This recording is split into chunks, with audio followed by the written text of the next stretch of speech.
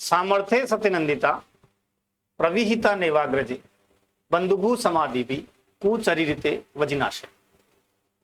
ये जो मैंने पंक्तियां पढ़ी संस्कृत की, ये कांबे का लेख है जिसके अंदर चंद्रगुप्त जो विक्रमादित्य है उसके गुणों का बखान किया गया। कांबे का लेख कहता है कि जो व्यक्ति समर्थ होते हुए भी जो अपने भाई के साथ अच्छा व्यवहार करे, जो अपने भाई की पत्नी के साथ दुराचार नहीं करे, ये ऐसा सहसांक नाम का एक शासक, जिससे राष्ट्रकूट जो है गोविंद शासक जो था, गोविंद चतुर्थ, वो अपनी तुलना करता है। और वो सहसांक कोई और नहीं, वो सहसांक चंद्रगुप्त द्वितीय। और जिस भाई के साथ इसने व्यवहार किया वो भाई हम रामगुप्त के रूप में उल्लेखित करते हैं।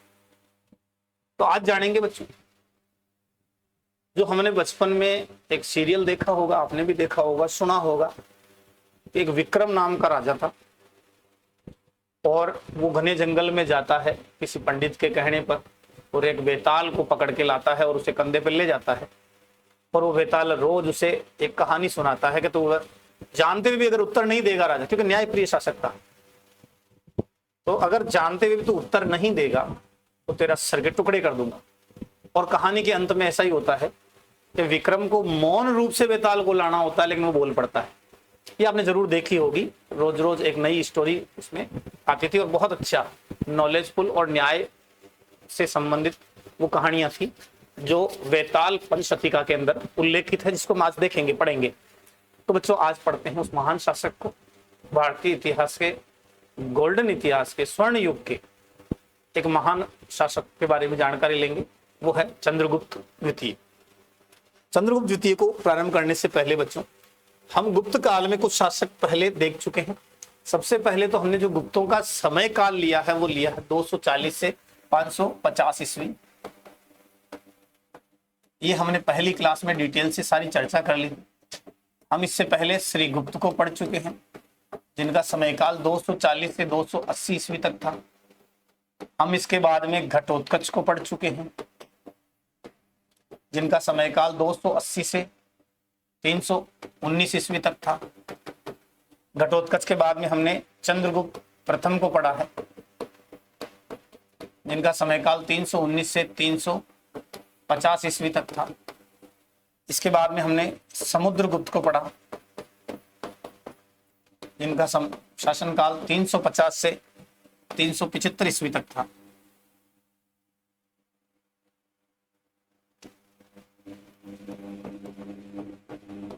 यहां तक हमने पिछली क्लास में अध्ययन कर लिया था बच्चों। दोस्तों इस वंश का जो पहला शासक वो किसको मानते हैं? मैंने कहा था श्री विष्णु जीवित रहे, श्री विष्णु जीवित रहे। यानी प्रथम शासक कौन? श्रीगुप्त। अंतिम शासक कौन? विष्णुगुप्त। श्रीगुप्त कब? 240, विष्णुगुप्त 550। कुछ इतिहासकारों ने जीवित गुप्त को माना है इसका अंतिम शासक। कोई इसी बात नहीं है, श्री विष्णु जीवित रहे, अपने को याद रखना है। अपन इतनी बार रिपीट भी कर चुके हैं कि याद आज। समुद्रगुप्त तक हम पढ़ चुके। समुद्रगुप्त के आगे आज हम जो पढ़ने वाले हैं वो चंद्रगुप्त। और चंद्रगुप्त क्योंकि फर्स्ट आ चुका है इसलिए हम इसको कहेंगे चंद्रगुप्त सेकंड।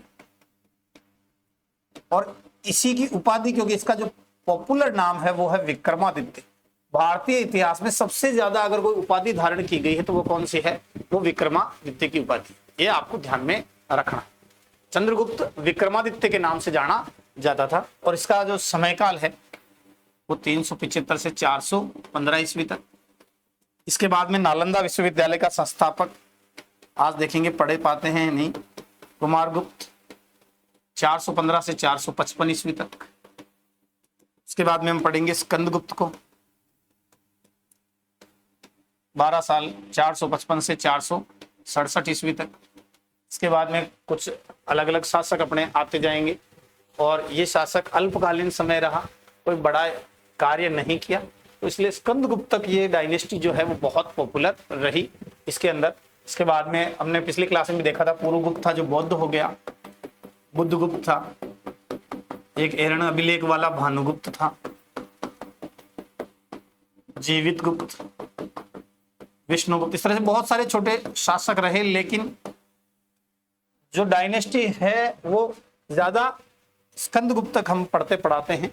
तो आज हम बच्चों पढ़ने वाले हैं वो है चंद्रगुप्त सेकंड, जिसके लिए मैंने काम्बे लेख की बात करी थी कि समर्थ होते हुए भी अपने भाई के साथ उसने गलत नहीं किया, बंधु सा व्यवहार किया बिल्कुल। वो भाई कौन था? वो भाई था रामगुप्त। चंद्रगुप्त द्वितीय जो है उसका एक भाई का वर्णन मिलता है, और भाई का नाम क्या है? रामगुप्त का वर्णन मिलता है। इस रामगुप्त का वर्णन कहां आया है, और कुछ पुस्तकें हैं प्रमुख, बहुत इंपॉर्टेंट है, तो अपने को ध्यान में रखना है। समुद्रगुप्त और चंद्रगुप्त द्वितीय के मध्य एक रामगुप्त नामक शासक का उल्लेख मिलता है, कई ग्रंथों में मिलता है। ग्रंथ कौन कौन से? देखो बच्चों, स्टोरी आपको बहुत अच्छे से सुनाएंगे, आधे घंटे तक हम सुनेंगे, लेकिन उससे प्रश्न नहीं बनना, प्रश्न नहीं बनना, प्रश्न बनना है आपके इन पुस्तकों से। विशाख दत्त ने कौन से ग्रंथ की रचना की? देवी चंद्रगुप्त की, एग्जाम में पूछा जा चुका है। बाण भट्ट ने कौन से ग्रंथ की रचना की? हर्षचरित की, एग्जाम में पूछा जा चुका है। श्रृंगार प्रकाश किसकी रचना है? श्रृंगार प्रकाश भोज की। राजशेखर का ग्रंथ कौन सा है? काव्य मीमांसा। यहां तक प्रश्न परीक्षाओं में पूछे जा चुके हैं। लेकिन अपन जो बात कर रहे हैं अभी, रामगुप्त का वर्णन कहां कहां मिलता है, तो इन ग्रंथों के अलावा एक मुजमल उल तवारीख है, उसमें अबुल हसन अली अबुल हसन इसका वर्णन करते हुए लिखता है। दो भाइयों का ऐसा ही उल्लेख करता है जैसे रामगुप्त और चंद्रगुप्त रहे होंगे। तो इन ग्रंथों के अंदर रामगुप्त का जो है उल्लेख मिला है, यानी रामगुप्त का जो बीच में कोई शासक रहा है समुद्रगुप्त और चंद्रगुप्त को पूरी तरह हम नकार नहीं सकते, और इन पुस्तकों में उल्लेख मिला है। अगर बात करें अपन रामगुप्त की, तो रामगुप्त जो शासक है इनका अभिलेख की अगर हम उल्लेख की बात करें, तो अभी मैंने कुछ लाइनें आपको काम्बे के लेख की पढ़ के सुनाई। तो एक तो संजन का लेख, एक काम्बे का लेख। संजन के लेख में, काम्बे के लेख में, संगली के लेख में, दुर्जनपुर या अपन कहते हैं विदिशा के लेख में, संजन, काम्बे, दुर्जनपुर को हम क्या कहते हैं? विदिशा। संजन के लेख, काम्बी के लेख, दुर्जनपुर के लेख, एक संगली का लेख है, उसमें भी इनमें किसके बारे में जानकारी दी गई है? इनमें जानकारी दी गई है सारी की सारी किसको? रामगुप्त के बारे में जानकारी दी गई। रामगुप्त जो शासक था उसका उल्लेख इसमें हमारे को मिलता है कि समुद्रगुप्त के बाद में सीधा चंद्रगुप्त नहीं आया। और अगर मैं बात करूं विदिशा में, जिसे दुर्जनपुर के हम नाम से जानते हैं, उस विदिशा के अंदर 3 जैन मूर्तियां मिली है। 3 जैन मूर्तियां मिली है, 3 जैन मूर्तियां मिली है। इसका मतलब ये संभावना हम व्यक्त कर सकते हैं कि जो रामगुप्त जो था वो हो सकता है कि वो जैन धर्म का अनुयायी रहा हो, क्योंकि वहां पर जो मिला है उस पे लिखा है रामगुप्तम महाराजाधिराज। मूर्तियों पे क्या लिखा है? रामगुप्तम महाराजाधिराज। ये सारी बात मैं कहां कर रहा हूं? ये दुर्जनपुर विदिशा के लेख की अपन बात कर रहे हैं। ये दुर्जनपुर विदिशा का लेख लगभग 933 ईस्वी का है, और इसी तरह ये जो संजन वाला सांगली वाला लेख है ये 930 ईस्वी का है। सांगली 930 ईस्वी का है। अपना सिर्फ अभी यहां है कि अगर अपने पास प्रश्न आ जाए इनमें से कौन सा लेख है जिसमें रामगुप्त का उल्लेख मिलता है या नहीं मिलता है, क्योंकि आजकल नहीं वाले प्रश्न भी ज्यादा पूछे जाते हैं, तो आपको ये ध्यान में रखना है। कुछ पुस्तकों की हमने बात की थी, जैसे देवी चंद्र गुप्तम, देवी चंद्र गुप्तम। देवी चंद्र गुप्तम के रचयिता कौन थे? विशाख दत्त। बहुत इंपॉर्टेंट सवाल है, कई परीक्षाओं में हमारे को ये पूछ चुके हैं। विशाख दत्त, या संस्कृत में कुछ बुक्स में दत्तम भी लिखा जा सकता है, तो कोई ऐसी बड़ी बात पहाड़ नहीं टूट रहा है। देवी चंद्र गुप्तम। एक है काव्य मीमांसा, काव्य मीमांसा, इसके रचयिता है राजशेखर। राजशेखर, इसका उल्लेख भी अपन पढ़ चुके हैं। एक शंकराचार्य ने हर्षचरित टीका लिखी है, हर्षचरित टीका, ये शंकराचार्य ने लिखी है हर्षचरित टीका। एक आपके बाण भट्ट की है रचना हर्षचरित, हर्षचरित ये किसकी रचना है? बाण भट्ट की रचना है। इसमें रामगुप्त का उल्लेख है। एक हमने पढ़ा मुजमल उत तवारिक, मुजमल उत तवारिक, मुजमल उत तवारिक।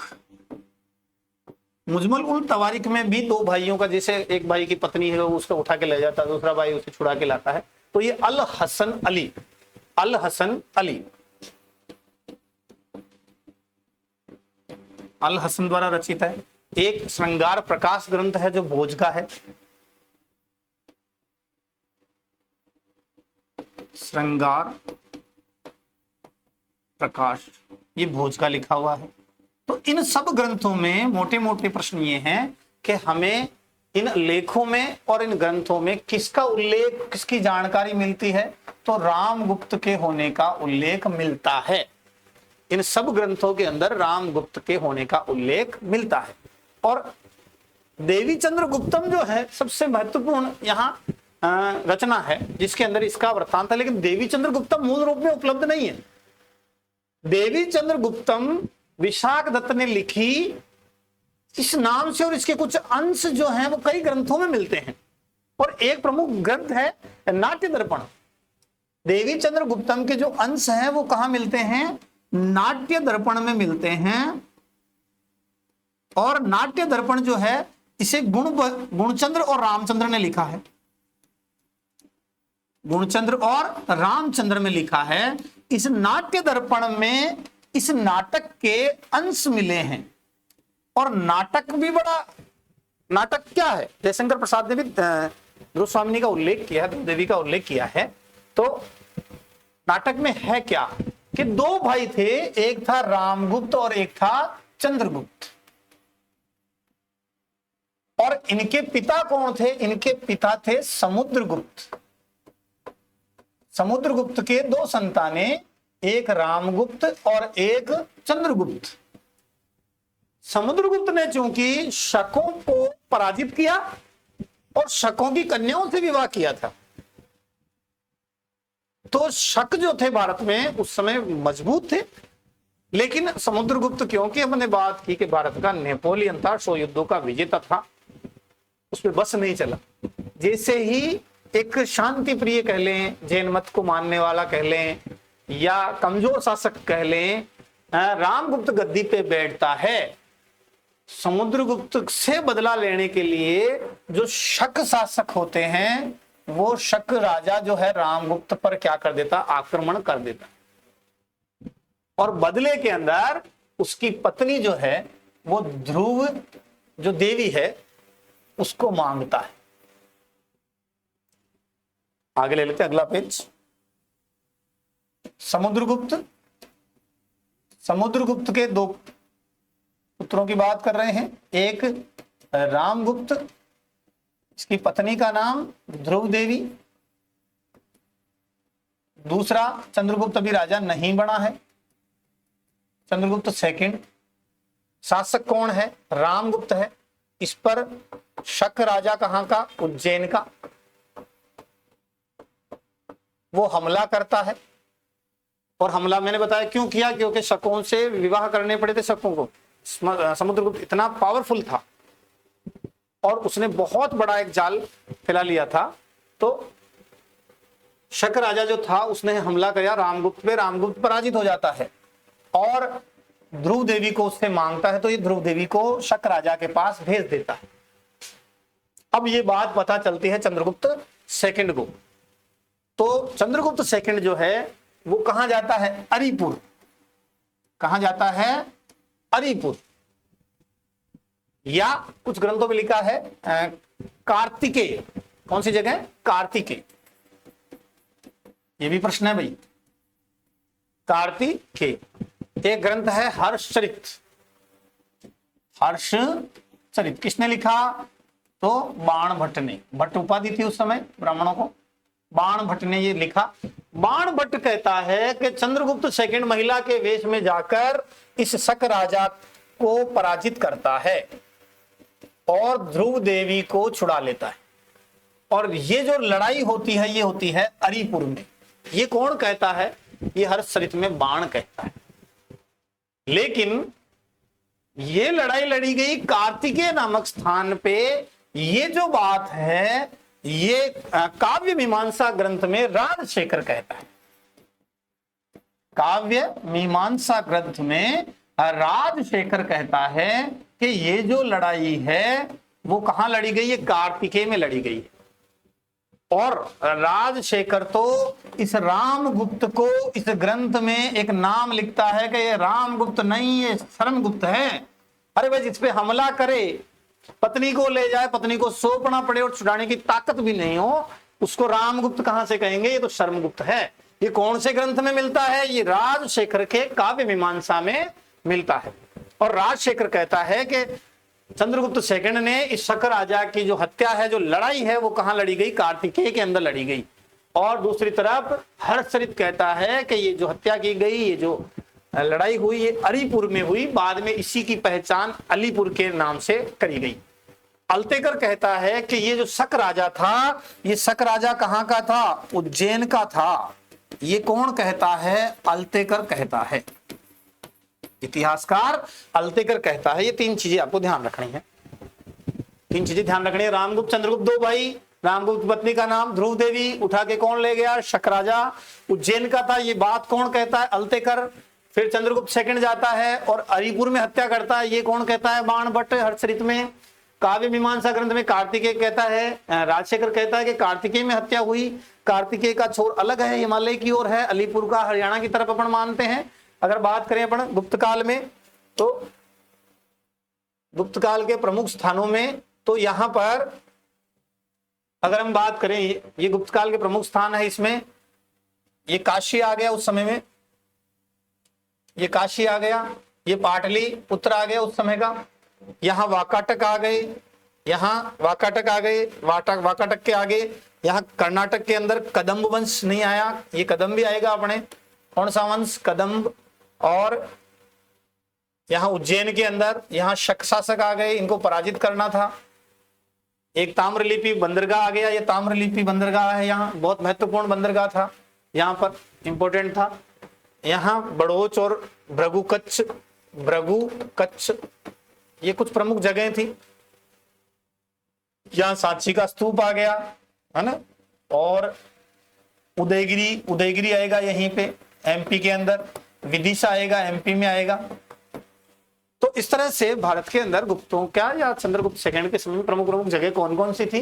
तो पाटलिपुत्र था एक, ये पुरुषपुर इंपोर्टेंट है, तक्षशिला इंपोर्टेंट है, क्योंकि जब फाहियान आया था तो पुरुषपुर तक्षशिला होते हुए मध्य भारत होते हुए एक काशी आया, और बाद के अंदर पाटलिपुत्र होते हुए ताम्रलिपि बंदरगाह से वापस चीन चला गया था। तो ये अपन आगे बात करेंगे। अभी अपन बात कर रहे थे बच्चों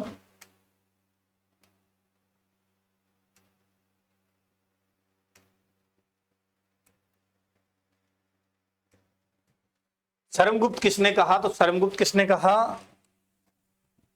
राजशेखर ने काव्य मीमांसा ग्रंथ में इसको शर्मगुप्त का नाम से उल्लेखित किया है। तो हम बात करते हैं बच्चों आज का हमारा महत्वपूर्ण बिंदु जो चंद्रगुप्त सेकंड है।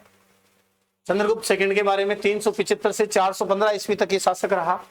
ये जो उल्लेख है ये मथुरा अभिलेख के अंदर इसके बारे में हमें जानकारी प्राप्त होती है। लेकिन इतने ग्रंथों के अंदर हमें नाम मिलता है, लेकिन किसी भी वंशावली के अंदर रामगुप्त का उल्लेख नहीं है, ये याद रखना। गुप्त वंशावली में रामगुप्त का उल्लेख नहीं है। सन 1924 के अंदर दयाराम साहनी ने इसको प्रमाणित करने की कोशिश की कि रामगुप्त रहा होगा। इसी तरह एक परमेश्वर लाल है, उन्हें 6 सिक्के मिले हैं। परमेश्वर लाल को 6 सिक्के मिले हैं। एक इतिहासकार है परमेश्वर लाल, इनको 6 सिक्के मिले जिन पर राम शब्द लिखा है, भृगु शब्द लिखा है, और गुप्त पूरा नहीं लिखा है, इसे गुप्त लिखा है, राम लिखा है, भृगु लिखा है। और ये इन सिक्कों को किससे जोड़ते हैं? ये सिक्कों को जोड़ते हैं राम गुप्त से। कौन जोड़ते हैं? ये परमेश्वर लाल गुहा। लेकिन गुप्त लेखों के अंदर तत्व परिग्रहित लिखा है शब्द। क्या शब्द लिखा है? तत्परिग्रहित। इसका मतलब है पिता द्वारा चुना गया, या हम कह सकते हैं समुद्रगुप्त द्वारा चुना गया। तो जब समुद्रगुप्त चुनता है तो इसका मतलब रामगुप्त के होने का प्रमाण नहीं मिलता। तो 2 चीजें हैं जो प्रमाण नहीं देती।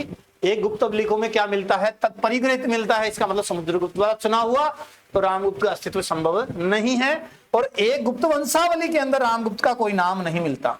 बाकी जो मैंने जहां उल्लेख आता है वो महत्वपूर्ण प्रश्न आपको बात बताया है।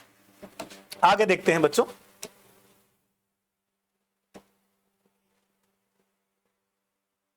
कुछ उपाधियां हैं जो चंद्रगुप्त द्वितीय जो है वो धारण करता था। वो उपाधियां कौन कौन सी है? देवराज के साथ में देव उपाधि भी ये धारण करता था। विक्रमांक एक देवश्री,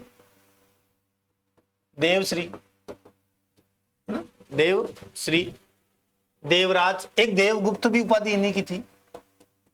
देखो देव से कितनी उपाधि आ गई?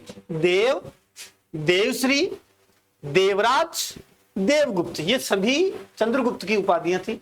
विक्रमांक भी इन्हीं की उपाधि थी। एक उपाधि सहसांक अपने पढ़ी काम्य लेख में, संभवतः इन्हीं की थी, सहसांक। विक्रमादित्य भारत में सबसे ज्यादा अगर कोई उपाधि धारण की गई है तो विक्रमादित्य की है। श्री विक्रम, परम भागवत, एक सिंह विक्रम भी इनकी उपाधि थी। सिंह विक्रम भी इनकी उपाधि थी। सिंह विक्रम के अलावा नरेंद्र चंद्र, एक अजीत विक्रम,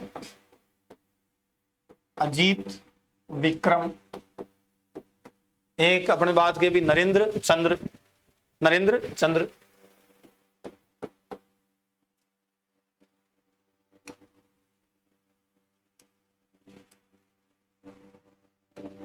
बहुत कुछ पढ़ना है। नरेंद्र चंद्र। देखो उपाधियां कौन कौन सी आई? देवराज, देवश्री, देव और देवगुप्त। वीर था, भाई की पत्नी को उठा के ले गया, भाई की हिम्मत ही नहीं हुई, और इसने कौन सी जगह कार्तिकेय गया या हर्षचरित के अनुसार अरिपुर गया और वहां जाके महिला का वेश धारण किया और उसको जीता, राजा को हराया। इसीलिए उपाधि जनश्रुतियों में इसको बोलते हैं शकारी। क्या बोलते हैं? शकारी, क्योंकि शक राजा को इसने पराजित किया और घुटनों पे ला बैठाया। तो इस तरह का इसको कुछ उपाधियां इनकी मिलती है। महरोली लौह स्तंभ, ये आप लोहे का भारतीय इतिहास पुरातत्व का या भारतीय इतिहास पुराने साइंटिस्ट लोगों का एक बहुत अजूबा है।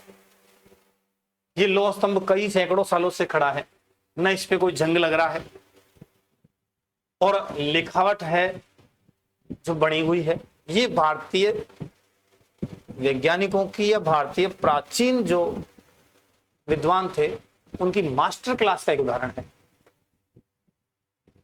जिस पर जितनी रिसर्च की जाए उतनी कम है कि इतना परिशुद्ध लोहा। अरे लोहे पर तो जंग लगेगी, रासायनिक क्रिया होगी, लेकिन यहां पर ये स्तंभ जो है, विष्णु स्तंभ जो है, वो कई वर्षों से खड़ा है। पास में ही कुतुब मीनार है, महरौली कहां पर है? दिल्ली के अंदर है, और ये इस पे उत्कीर्ण है। ये कुतुब मीनार के पास में है, कुतुब मीनार। ये कुतुबुद्दीन ऐबक से लगाकर इल्तुतमिश तक अपन पढ़ते पढ़ाते हैं। ये भाई आज अफगानिस्तान में बड़ी इमारतें क्यों नहीं है? लाल किला जो अपने मस्जिदें हैं, जामा मस्जिद है, ये वहां क्यों नहीं है? ये कुतुब मीनार हिंदुस्तान में क्यों है? अगर वो साहित्य के, आर्ट के, कला के इतने जानकार होते तो क्या वहां ताजमहल नहीं बन सकता था कि उज्बेकिस्तान में? ये भारत में है। आर्किटेक्ट, कला, वास्तुशास्त्र, ये सारा भारतीय का दिमाग है। इन्होंने बस दीवारों पे लेप किया, दीवारों को तोड़ फोड़ करके उनमें बदलाव लाया। आज चीख चीख कर आप 2.5 दिन का झोंपड़ा देखें तो 2.5 दिन का झोंपड़ा जो है वो कंठाभरण सरस्वती पाठशाला अपने प्रमाण खुद देती है, जहां एएसआई सर्वे करने पहुंचती है। यानी नींव से खड़ा करके निर्माण नहीं हुआ है। तो ये कुतुब मीनार की बात कर रहे हैं, कुतुब मीनार के पास में है मेहरौली का लौह स्तंभ। इस लौह स्तंभ में 4 प्रमुख बातें हैं जो कहती है। इसमें एक नाम है, इसमें नाम है राजा का चंद्र। अब बहुत सारे इतिहासकार कहते हैं भाई चंद्र तो बहुत सारे थे, चंद्रगुप्त भी था, चंद्रगुप्त मौर्य भी था, ये चंद्र क्यों? तो उसमें 4 बातें हैं जो सटीक बैठती है। नंबर 1 बात यह है कि बंगाल के राजाओं के संघ को, बंगाल के राजाओं के संघ को चंद्र ने पराजित किया। चंद्र वो राजा जिसने बंगाल के राजाओं का जो संघ बना हुआ था उसको पराजित किया, तो बिल्कुल इसने पराजित किया। हमने बात करी थी समुद्रगुप्त ने उधर वाला एरिया जीता था तो उन राजाओं ने संघ बनाया तो इसने पराजित किया, तो चंद्रगुप्त ही होगा। दूसरा, वहां पे लिखा हुआ है कि 7 मुख को पार किया, 7 मुख को पार किया और बाल्विकों को जीता। ये बात जब हम बात करते हैं भारत की, तो ये जो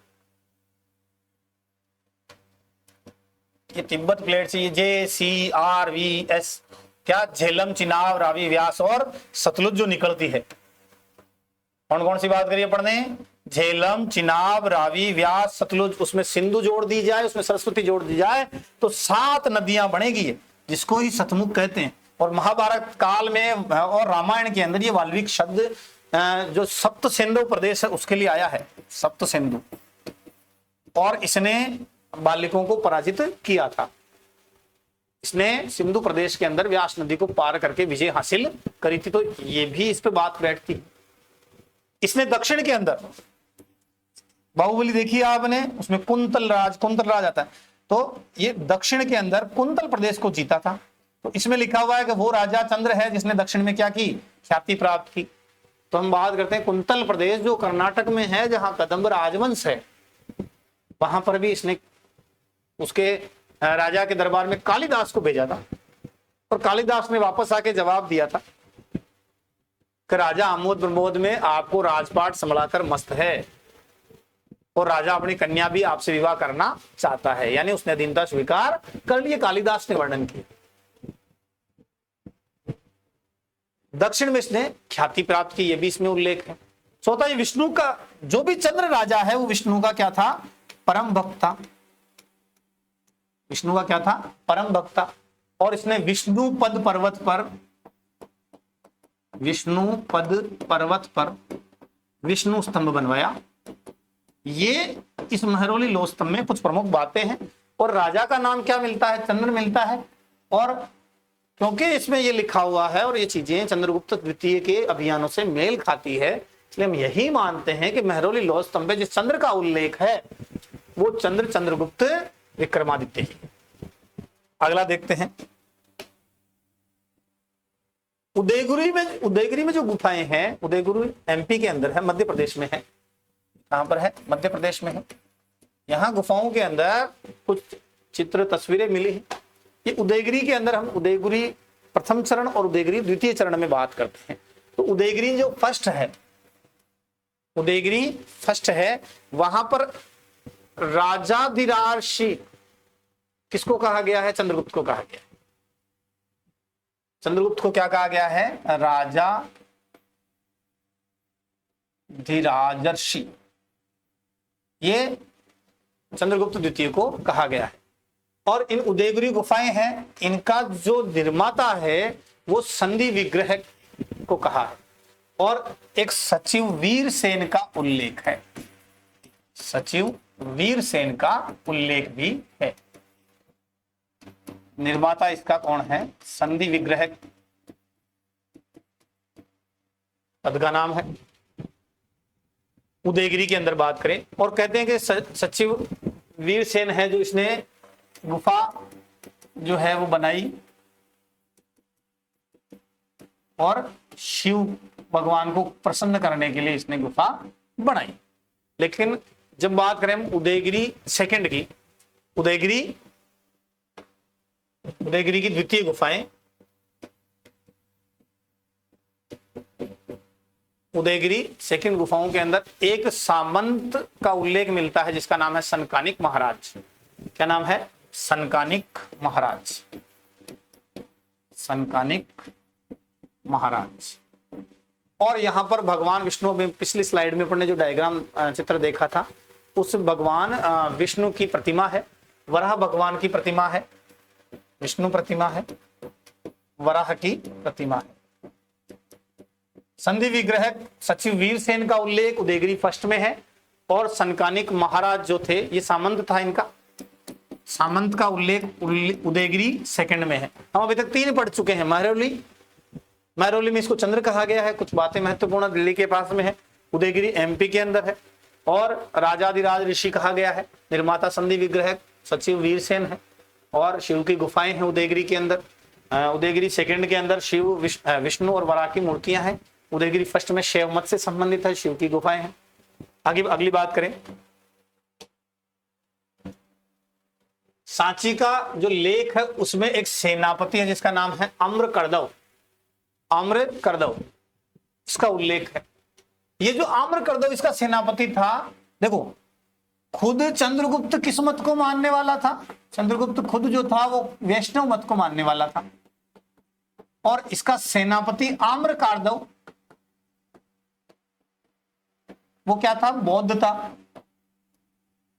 इसने बौद्धों को 25 दिनार दी, 25 दिनार दी, और एक गांव जो है वो पूरा इनको दान में दिया, पूरा दान में दिया। और गांव का नाम भी उल्लेखित है, ईश्वरवासक गांव। गांव जो दान में दिया, किसकी बात हो रही है? आम्रकर्दव की। कौन सा लेख? सांची लेख। सांची लेख किसने लिखवाया? तो आम्रकर्दव का उल्लेख है कि वो बौद्ध था, 25 दिनारे वहां उसने भेंट की, ईश्वरवासक गांव दिया, और वो प्रतिदिन बौद्धों को भोजन कराता था। दिन बौद्धों को भोजन कराता था। ये कौन मत को मानने वाला था? चंद्रगुप्त वैष्णव मत को मानने वाला था। यही तो भारत के इतिहास में, भारत के खून के अंदर है कि एक धर्मनिरपेक्षता। बौद्ध मत को मानने वाला सेनापति है, दिनारे दे रहा है, गांव दान में दे रहा है, और राजा वैष्णव है। आगे बात करते हैं। मथुरा के लेख के अंदर सबसे पहले गुप्त संवत का उल्लेख है, और ये लिखा है कि 61 जो गुप्त संवत है, 61 गुप्त संवत के दिन, 61 गुप्त संवत का उल्लेख है। इसके साथ में एक शैव मत या पाशुपत शैव मत का जो मानने वाला है उसका उल्लेख है। ये पाशुपत जो शैव मत है, क्योंकि उस समय में वैष्णव और शैव भारत में हुआ करते थे, या देवी की उपासना वाले शाक्त थे, ये 3 प्रमुख मत थे। तो ये पाशुपत शैव मत को मानने वाले थे एक उदिताचार्य, उनका भी मथुरा लेख में है। उदिताचार्य शासनकाल कब बताया? 61 गुप्त संवत। और भाई इसमें ऐसे लिखा है कि 66 गुप्त संवत को शासन बना, ये 5वां साल है राजा के राज का, यानी 5 साल अगर हम बैग जाए तो 61 ईस्वी में गुप्त संवत में ये राजा बना होगा। और उदिताचार्य जो है वो कौन थे? तो वो शैव पाशुपत मत को मानने वाले थे। उनका उल्लेख भी मथुरा लेख के अंदर मिलता है। सांची अभिलेख हम करिए। करमदंड लेख के अंदर एक मंत्री है शिखर स्वामी, इसका भी उल्लेख है, और ये भी किस मत को मानने वाला था? ये शिखर स्वामी भी किसको मानने वाला था? शैव मत को मानने वाला था। ये करमदंड लेख के अंदर इसका जो वर्णन है वो है। आगे देखते हैं। इन ग्रंथों से या इन लेखों से हमें चंद्रगुप्त के बारे में जानकारी प्राप्त होती है। चंद्रगुप्त ने जो वैवाहिक संबंध स्थापित किए, वो नागवंश की जो कन्या है वो कुबेर नागा से विवाह किया। अगर हम बात करें भारत वंश की, अभी हमने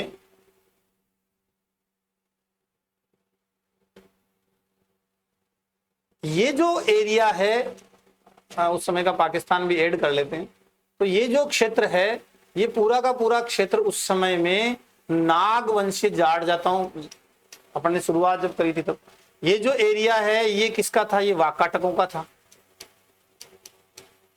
और बीच में जो क्षेत्र था यहां पर शक थे। ये वाला क्षेत्र जो है ये पाटलिपुत्र,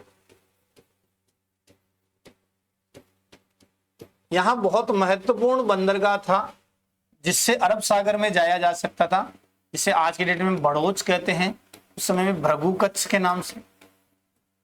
एक महत्वपूर्ण बंदरगाह उस समय यहां था जिसे हम ताम्रलिपि बंदरगाह कहते हैं। यहां दूर वाकाटकों से नीचे यहां जो शासन था वो था कदम्बों का, या हम कह सकते हैं कुंतल राज्य, आज की डेट में हम जिसे कहते हैं कर्नाटक। यहां पर विदिशा, उदयगिरी, विदिशा ये क्षेत्र थे। यहां मथुरा वाला क्षेत्र था। तो ये उस समय की संरचना थी। तो शकों पर विजय प्राप्त करने के लिए इसे या तो वाकाटकों से संबंध लेना था या इसे नागों का सहयोग लेना था, क्योंकि शक इसके राज्य में बहुत बड़ा रोड़ा थे। तो देखो इसने क्या किया, नाग जो वंश है वहां की राजकुमारी जिसका नाम था कुबेर नागा,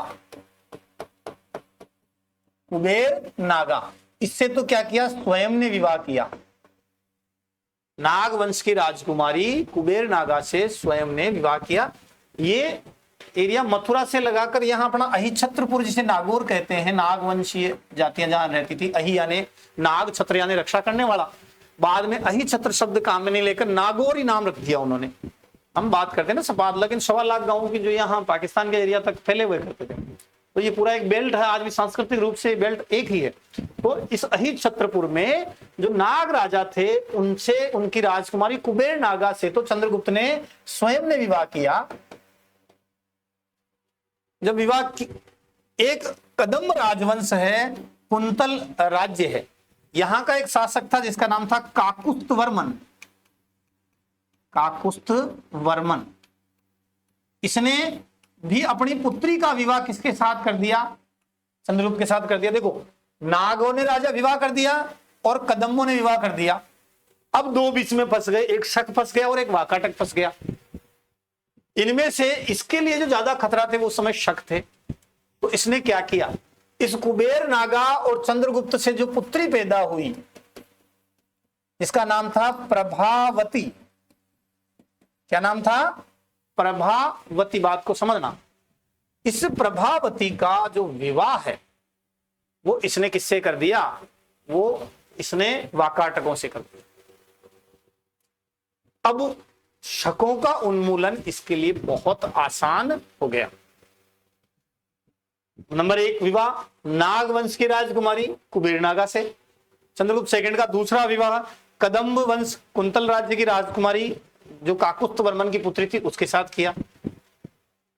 कुबेर नागा से जो पुत्री पैदा हुई जिसका नाम था प्रभावती, जिसका पूना ताम्रपत्र का उल्लेख हमने करा था, प्रभावती गुप्त, इसका विवाह रुद्रसेन सेकंड से किया, रुद्रसेन सेकंड से प्रभावती गुप्त का।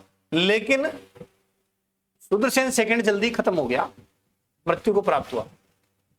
तो प्रभावती गुप्त जो है वो खुद शासिका बनते हुए, क्योंकि उसका पुत्र थे उस समय में दामोदर सेन,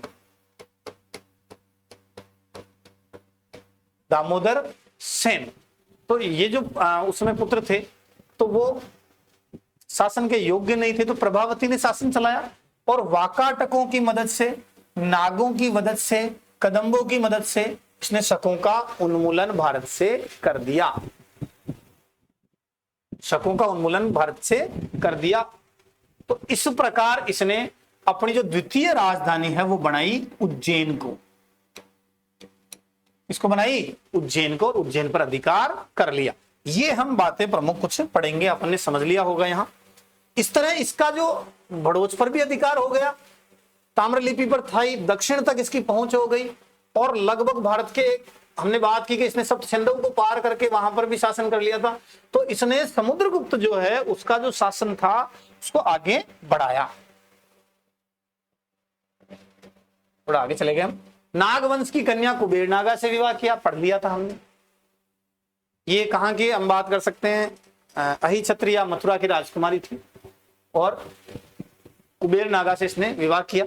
फिर बाद में वाकाटकों का शासन कहां था, तो हम कह सकते हैं आज की डेट में जो महाराष्ट्र है वहां पे वाकाटकों का शासन था। रुद्रसेन या रुद्र सिंह द्वितीय है, उससे इनका विवाह हुआ प्रभावती गुप्त का और वहां से 2 पुत्र पैदा हुए, दामोदर सेन और दिवाकर सेन, लेकिन छोटे थे उस समय, दामोदर सेन और दिवाकर सेन। लेकिन शासन किसी ने चलाया, प्रभावती ने ही चलाया। प्रभावती के समय का एक ताम्रपत्र है, हम पढ़ चुके हैं पहले, पूना ताम्रपत्र। कुंतल देश कहां है, कर्नाटक में है। कौन सा राजवंश, कदम राजवंश का शासक काकुस्थवर्मन है, उसने अपनी पुत्री का विवाह विक्रमादित्य से किया, हम पढ़ चुके हैं। एक कालिदास जी पहुंचते हैं दरबार के अंदर और समझाते हैं और वापस आकर कहते हैं कि राजा तो भोग विलास में मस्त है। ये जो ज्यादातर वर्णन है ये एक ग्रंथ है श्रृंगार प्रकाश, श्रृंगार प्रकाश, श्रृंगार प्रकाश। ये लिखता है भोज। ये कौन लिखते हैं, ये लिखते हैं भोज। एक ग्रंथ है औचित्य विचारचर्या, औचित्य विचारचर्या।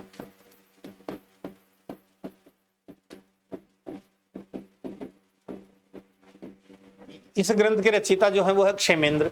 इन ग्रंथों के अंदर ये वर्णन है कि कदम्ब या कुंतल देश के जो शासक थे काकुस्थवर्मन, उन्होंने अपनी पुत्री का विवाह इनके साथ किया और कालिदास भी वहां उसको समझाने दूत के रूप में गए थे।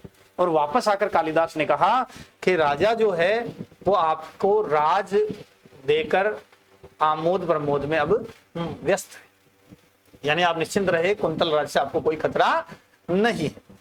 इसके बाद में शकों का उन्मूलन किया, रुद्र सिंह तृतीय को पराजित किया और उज्जैन को दूसरी राजधानी बनाया और 32 से 36 ग्रेन का, 32 से 36 ग्रेन का एक व्याघ्र सिंह निहंता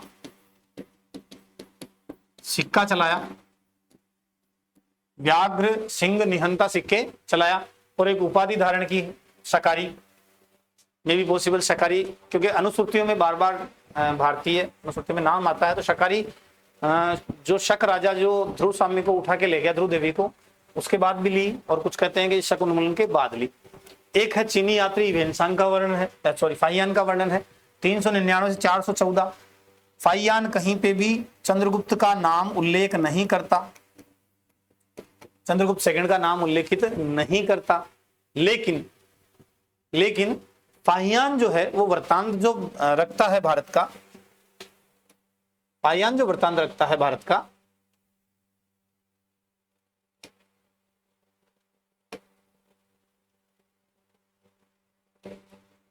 उसमें अगर मैं तत्कालीन भारत की बात करूं तो ये चीन से होता होता अगर हम बात करें तो काशगर कहां पहुंचा। पहले तो इसका जन्म होता है चीन में, वू यांग जगह है, वू यांग में इसका जन्म होता है। धीरे धीरे बौद्ध धर्म में इसकी रुचि बढ़ती जाती है। फिर उसके बाद में ये उत्तर पश्चिमी जो भारत है उधर से भारत में आया। एक शान शहर है, शान ये सब ऊपर रह गए, शान से होता हुआ काशगर आया। यहां वो गोमती विहार देखता है, गोमती विहार में बौद्ध देखता है। उसके बाद में वो तक्षशिला आ जाता है, पुरुषपुर आ जाता है और यहां से होता हुआ वो भारत कहां पहुंचता है, पाटलिपुत्र पहुंचता है। और बीच में जो क्षेत्र है ये, इसको वो कहता है मध्य देश, और इस मध्य देश को वो कहता है ये किसका देश है, ये ब्राह्मणों का देश। यहां सर्वाधिक संपन्नता है और इस मध्य देश के अंदर जो है शांति प्रिय लोग हैं, मृत्युदंड नहीं दिया जाता। मृत्युदंड नहीं दिया जाता। ज्यादा अपराध करे तो हाथ काट देते हैं। कानून जो है वो मृदु है, चारों ओर खुशहाली है। ये मध्य देश के बारे में ये कहता है। और पाटलिपुत्र में बहुत सारे मंदिरों का वर्णन करता है। गया जाता है, बौद्ध विहार जाता है और आखिर में ताम्रलिपि बंदरगाह से वो चीन की तरफ निकल जाता है।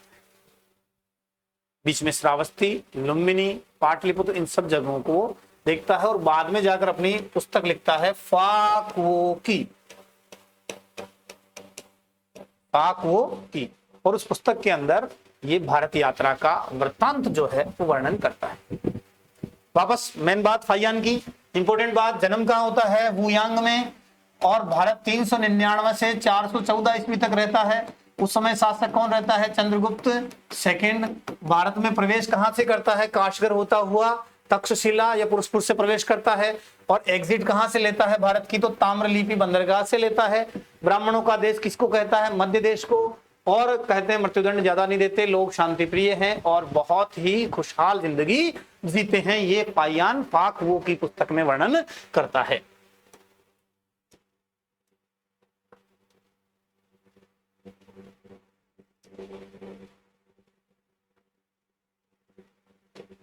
आगे हमने शिलालेख देख लिए थे, ये विवाह भी देख लिए थे। चीनी यात्री फाइयान, भारत की यात्रा का वर्णन हमने कर लिया था, ये हमने देख लिया था।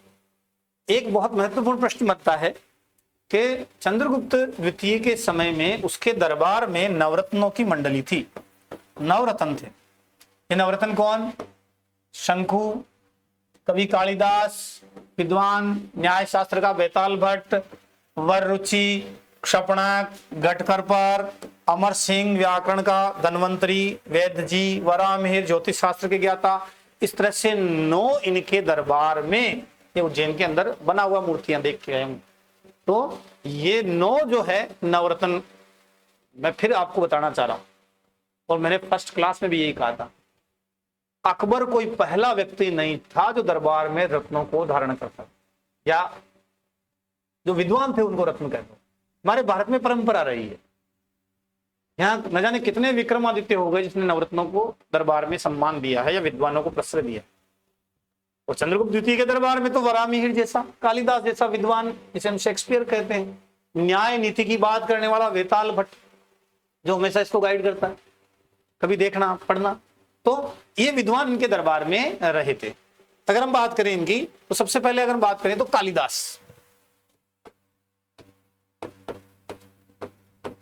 कालिदास, इन्हें भारत का शेक्सपियर कहते हैं।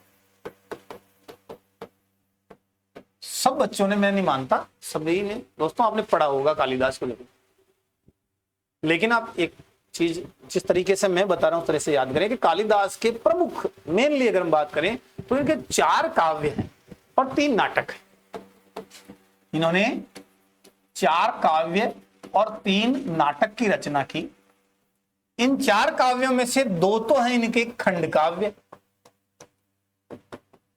और 2 हैं महाकाव्य।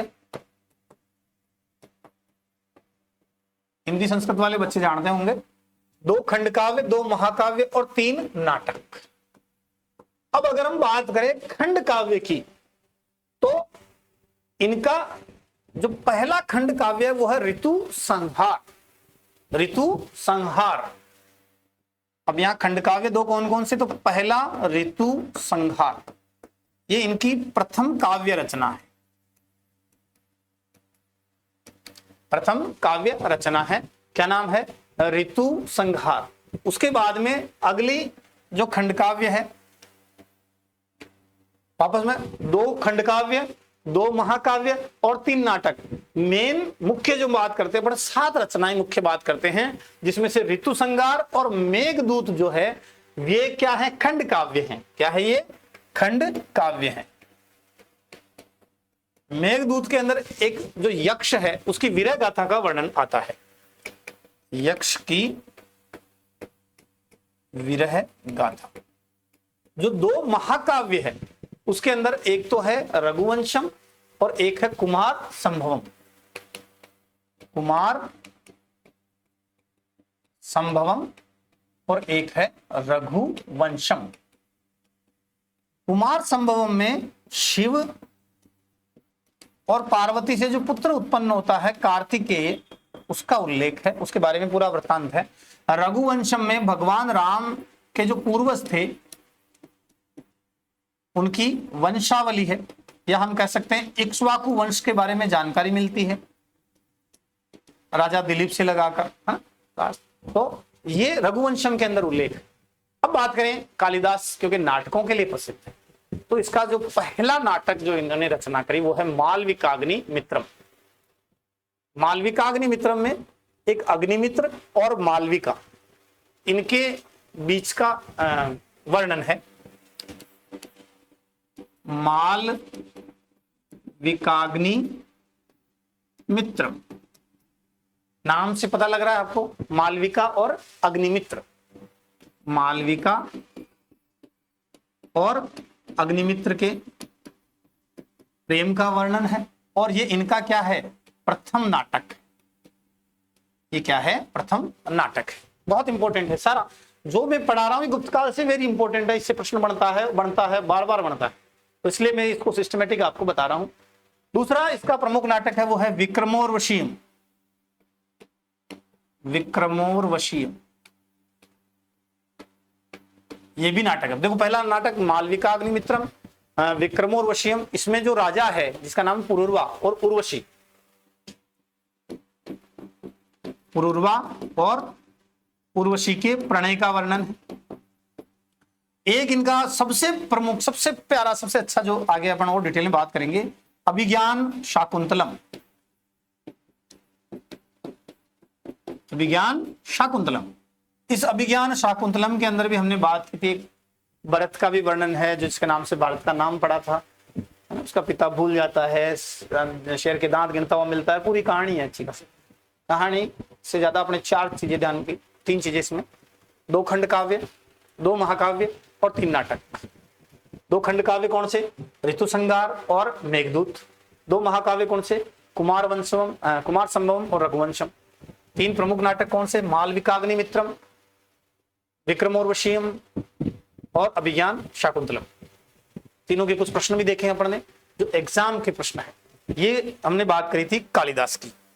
कालिदास के बाद में हम अगर नवरत्न की बात करें तो हमने दूसरा लिया था वेताल भट्ट। वेताल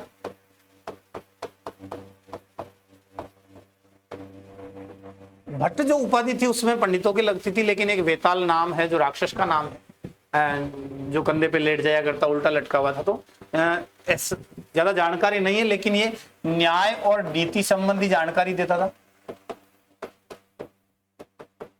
भूत प्रेत ने जादू संबंधी जानकारी रखता था और नीति का अच्छा ज्ञाता था। और इससे संबंधित एक ग्रंथ है वेताल पंचशतीका। वेताल पंचशतीका, तो ये वेताल भट्ट से संबंधित है। एक ये नंबर 2, नंबर 1 पे अपन ने कालिदास को लिया था, नंबर 2 पे हमने वेताल भट्ट को लिया है, नंबर 3 पे अपन बात करेंगे घटकरपर की। घटकरपर एक कवि था, घटकरपर ये क्या थे, कवि थे, और इन्होंने अपने नाम से ही एक घटकरपर काव्य की रचना की थी। घटकरपर ने घटकरपर काव्य की रचना की। एक नीति काव्य की भी इन्होंने रचना की, नीति काव्य की इन्होंने रचना की। वेताल पंचशतीका वेताल से संबंधित है, घटकरपर काव्य और नीति काव्य घटकरपर से संबंधित है। चौथा अगर हम बात करें तो शंकु, इसकी बात करें, चौथा विद्वान शंकु। अगर शंकु की हम बात करें तो एक ग्रंथ है, पुस्तक है, जिसका नाम है ज्योति विधाभरण। क्या नाम है, ज्योति विधाभरण। इसमें उल्लेख है कि शंकु के पिता का उल्लेख है, जिनका नाम था, ज्योति विधाभरण में लिखा है कि एक सबर स्वामी था। इसने 4 विवाह किए, एक किया क्षत्रिय से, एक किया वैश्य से, एक किया क्षुद्र से, इसके 4 पत्नियां थी, एक थी ब्राह्मण। तो जो ब्राह्मण पत्नी है उससे कौन उत्पन्न हुए? ब्राह्मण पत्नी से कौन उत्पन्न हुए? शंकु उत्पन्न हुए। शंकु जो है एक पुस्तक है ज्योति विधावरण, जिसमें सबर स्वामी का उल्लेख है।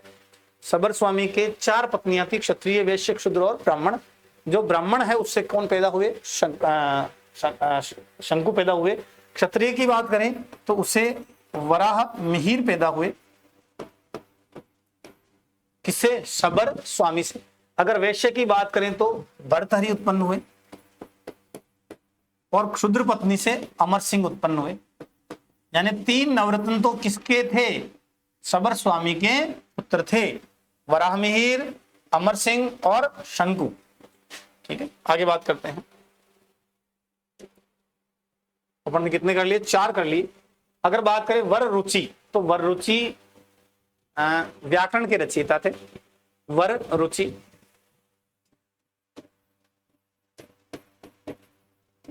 किसके जानकार थे? व्याकरण के।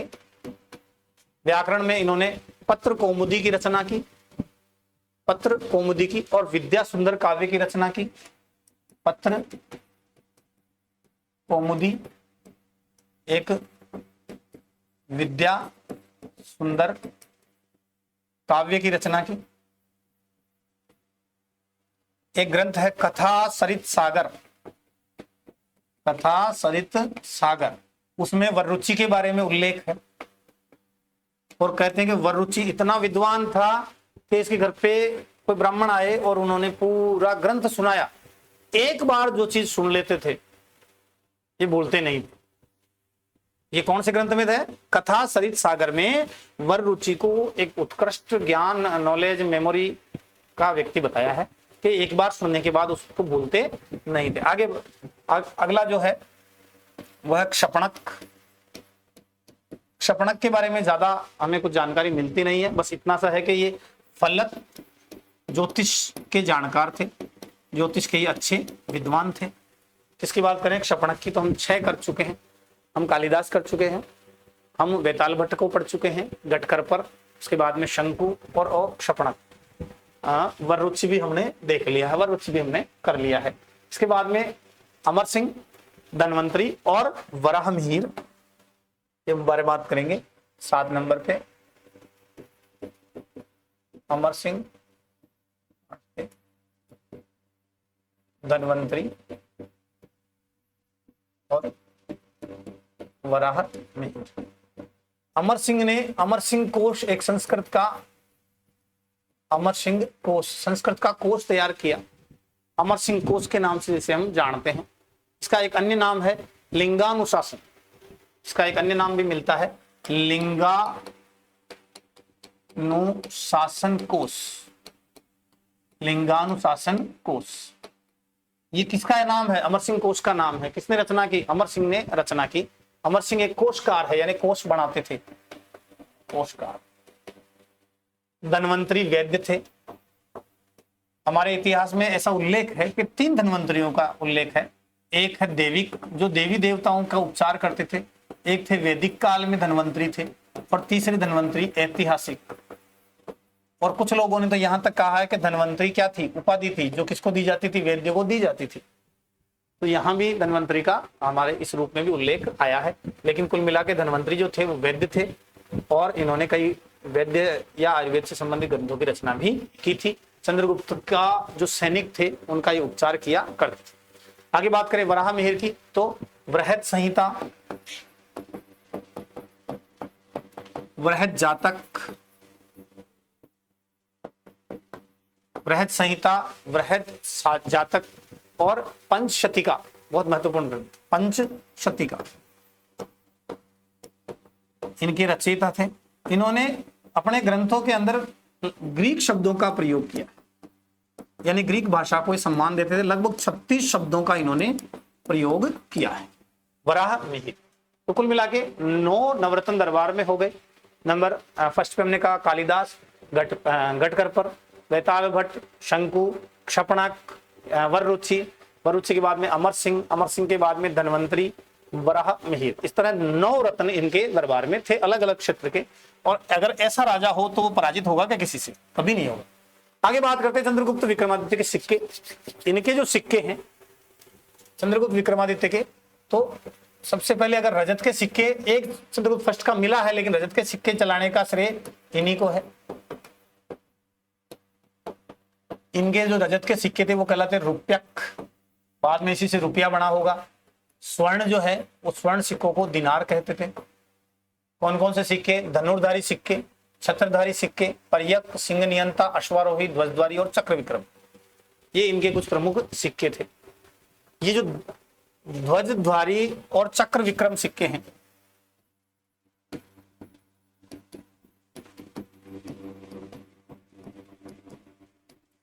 इनको अगर छोड़ दें तो ये बाकी सिक्के सारे ये किसके हैं? सोने के हैं, स्वर्ण के। अगर मैं बात करूं धनुर्धारी सिक्के, धनुर्धारी सिक्के, इस धनुर्धारी सिक्के के अंदर मुख्य भाग पर तो धनुष बाण लिया बनाया हुआ है और गरुड़ का उल्लेख है और देवी श्री महाराज चंद्रगुप्त लिखा हुआ है, देवी श्री महाराज चंद्रगुप्त, और विक्रम उपाधि का उल्लेख है और पृष्ठ पर कमल पर लक्ष्मी विराजित है। तो धनुर्धारी सिक्कों में धनुष बाण है। श्रीगुप्त लिखा हुआ है। श्रीगुप्त अगर हम कहेंगे देव श्री महाराज चंद्रगुप्त है ना, देव श्री महाराज चंद्रगुप्त लिखा है। कमल पर लक्ष्मी विराजित है पृष्ठभाग में। कौन से सिक्के की बात कर रहे हैं हम? धनुर्धारी सिक्के की बात कर रहे हैं। अगर मैं बात करूं छत्रधारी सिक्के पे, तो एक चाकर है, चाकर जो नौकर है वो छत्र लिए हुए हैं। चाकर एक छत्र लिए हुए जिसपे राजा नीचे छत्र पे खड़ा है, चाकर छत्र लिए हुए है और पृष्ठ पर कमल पर लक्ष्मी बैठी, पृष्ठ पर कमल पर लक्ष्मी बैठी है। ये कौन से सिक्के पर है? ये छत्रधारी सिक्के पर है। तीसरा सिक्का पर्यक प्रकार का है। इसमें जो राजा है वो एक पलंग पर सोया है, एक हाथ में उसके कमल है। ये आप कभी चित्र देखना, विजुअलाइजेशन से आपको बहुत अच्छा तैयार होगा। इनके चित्र अगली क्लास में मैं पोस्ट करूंगा। आज टाइम ज्यादा हो गया तो आपको विजुअलाइजेशन से अच्छे तरह कौन सा पर्यक प्रकार का सिक्का है जिसमें राजा एक पलंग पे लेटा हुआ है, एक हाथ में उसके कमल है और इस पर इसकी उपाधि मिलती है परम भागवत, परम भागवत। इसी प्रकार अगर हम बात करें सिंह नियंता सिक्के की, तो सिंह नियंता सिक्के पर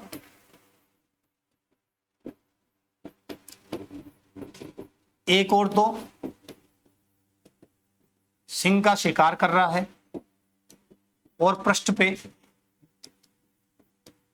देखो, बाकी ज्यादातर सिक्कों में लक्ष्मी है इनके, लेकिन ये जो सिंह नियंता सिक्के है इसमें सिंह पर दुर्गा विराजित है, सिंह पर दुर्गा मां विराजित है।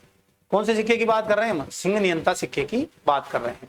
इसी तरह हम एक अश्वारोही सिक्का है, अश्वारोही सिक्का है, इस पर इसकी एक उपाधि मिलती है जिस पे लिखा हुआ है अजित विक्रम, अजित विक्रम। चक्र विक्रम सिक्का है, इसमें भगवान विष्णु को चंद्रगुप्त 3 गोल वस्तुएं, हो सकता है मुद्राएं हो, 3 गोल वस्तुएं प्रदान कर रहा है और चक्रधारी विष्णु है, चक्रधारी विष्णु है। आज हम भगवान की तस्वीर बनाते हैं, इमेजिनेशन करते हैं। अभी हमने उदयपुरी की गुफाओं के चित्र देखे थे, शयन करते हुए भगवान विष्णु है। तो ये सब इमेजिनेशन हमारे इतिहास काल से किस तरह बनी है। तो यहाँ चक्र भगवान विष्णु के हाथ में है। कौन से सिक्के की बात करें? चक्र विक्रम सिक्के की। और वहां चंद्रगुप्त सेकंड जो है कोई 3 गोल वस्तुएं भगवान विष्णु को प्रदान कर रहे हैं। तो इस तरह चंद्रगुप्त जो है, चंद्रगुप्त सेकंड, इसने भारत के अंदर, पूरे भारत में अपना राज जो है वो स्थापित किया। इसके बारे में कहां कहां से हमारे को जानकारी मिलती है, क्या इसके सिक्के हैं, हमने उनको तैयार करने का प्रयास किया। लगभग सभी महत्वपूर्ण प्रश्न हमने इसमें ले लिए हैं। आप बस इनको नोट डाउन कीजिए, स्क्रीनशॉट लीजिए, या ये इनके कुछ नोट्स हैं जो आपको एप्लीकेशन पे मिल जाएंगे, तो आप वहां से उन नोट्स को लीजिए और तैयार कीजिए और अच्छा एक नॉलेज कंस्ट्रक्ट करिए, जिससे अपना कोई प्रश्न छूटे नहीं, रहे नहीं। और अपने दोस्तों को, मिलने वालों को क्लासेस जरूर शेयर कीजिए, उनसे डिस्कस कीजिए और बने रहिए दिशा राज के साथ। बहुत बहुत धन्यवाद।